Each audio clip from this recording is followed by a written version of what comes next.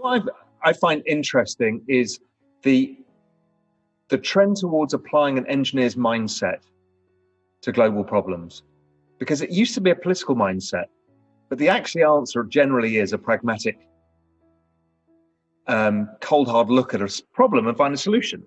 And it's nothing to do with politics, and that creates much better outcomes. I mean, the classic example of that is Bitcoin, right? When you want to reinvent a whole monetary system from scratch, that comes out. My whole view with Bitcoin was always that it's much better to be pragmatic and lay out a moderate case, which is that it's a hedge in a portfolio against the sort of traditionalist financial infrastructure. And so many people would get mad because they would anchor on this extremist view that it had to be everything. It had to be the solution and panacea to everything. The problem with that view is that that's just not how you maximize demand. Products that really get to scale, there's a simplicity. And what that simplicity gives is people a very simple decision to make. Do I want to use this or do I not want to use it? And so if you want, for example, Bitcoin to get to mass market scale, the most powerful thing that you can do is describe it in simple, pragmatic terms that don't require zealous belief. And so it's just an example to me that sort of reinforces this idea that extremism never wins. And kind of like centrism is sort of the value maximizing function. Yeah, because when I'm looking at that whole world, I see all of the other platforms, blockchains, tokens, and I'm just thinking, okay, well, here's a big, diverse, deep, rich universe. And I can't just see it being about Bitcoin. Yes, Bitcoin's this great asset and it's a wonderful gift for us all. And thank you very much. We can all make some money. But this whole space, okay, that's super interesting to me because it is anti-fragile in its overall way, and it offers a whole bunch of solutions to the problem of finance, which is a total shit It's true. It just requires sort of like a de-escalated, like I find that a lot of people in Bitcoin, and it's so funny because like many of them got there well after I did. They're just so arrogant about it. And I don't know, maybe I'm just dumber, but like, I just don't understand why people need to believe so much versus, view it more pragmatically and unemotionally, because I think they'll find more success in the more unemotional, treatment of what it is. So like another example is like the entire DeFi movement. I got laughed at because somebody asked me, Laura Shin asked me what DeFi was. And I was like, I have no idea. And I was just telling the truth, which is like, I don't have the time to learn about all this stuff. And, at some point somebody will explain it to me and I'll know a little bit better, but it's not to say that it's not important, but it is to say that everything has a time and place. And if we are going to focus our energies on making Bitcoin mass market and scale, we have to dial down this zealous rhetoric and dial up pragmatist rhetoric. Pragmatist rhetoric is what will get your mother and your grandmother to have Bitcoin in their wallets. That's right. I love Michael Saylor, and his interview's been amazing, and he's on Real Vision, but he speaks in a term that no corporate treasurer understands.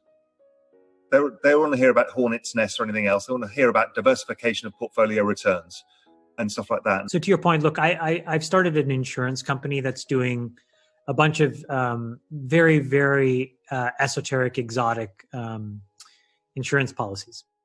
And, one of the interesting things that I've learned with my co-founder, my partner in this, he's the CEO, I'm just the chairman, but is how many of these corporations view their balance sheets and, how they're buying all kinds of esoteric insurance. And the instant thing, Raoul, that pops to the top of my head is, wow, these guys should also own Bitcoin as something like that. If they're going to own cat bonds and they're going to own business interruption risk insurance and all kinds of, hedges on PMI, my gosh, why don't they own some Bitcoin? Well, it's because the presentation of that idea is done in such a way where they're forced to make a leap too far. And because if you decompose what the treasurer or the CFO is how the lens in which they're making decisions, it's just career risk, right? It's that old adage. You're never going to get fired for buying IBM, right? And so you're never going to get fired for just having the money sit in a corporate account with earning zero at JP Morgan. Then, pounding your fists on the table for Bitcoin. So what we need is, again, more pragmatism around what it is. I've always found the presentation of the idea as a deeply fundamentally uncorrelated hedge to the existing financial infrastructure to be kind of boring, not that salacious, but very pragmatic and effective. Yeah, I mean, a lot of people want to get the institutions into the space. And I keep explaining to people, stop talking about libertarian philosophies and, all of this stuff. Everybody in the asset allocation space, the boring pension funds use something called BARA, BARRA. It's an asset allocation model. You need to go and talk to them how it fits into the BARA model, and they'll go, oh, perfect, I'll speak to my trustees. It's as simple as that.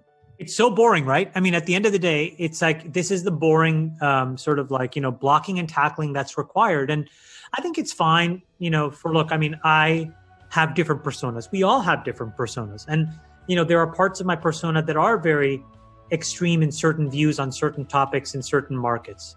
But I've also learned that, there's a time and place for that.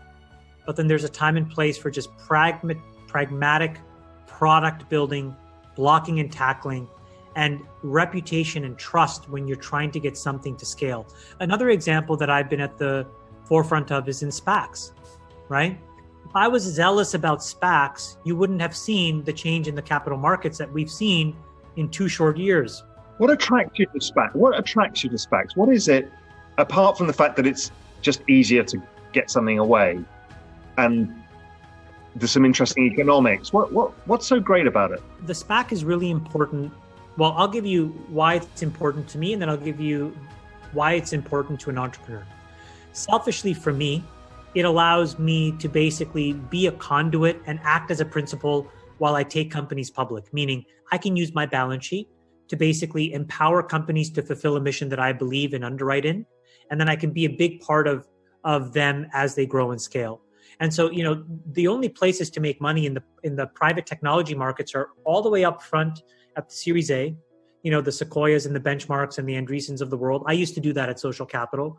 We did a good job, but it's very hard and the returns are extremely long dated. Or you just wait for these companies to get baked and do it at the back end, where instead of putting in tens of millions, you put in hundreds of millions or billions if you're able to do it. And you own the same amount as they end up owning anyways, 10, 12, 15, 20%. And then you can basically help them grow and scale. So that's selfishly, why I was attracted to a SPAC. But then now you get into the Venn diagram part of why I liked it and why it makes sense for an entrepreneur. It's because you can talk about the future. And the most important thing in underwriting returns, as you and I know, in disruptive technologies, is all about future returns. I don't care about 2019 and 2018. Tell me about 2028 and 2029. What is your plan?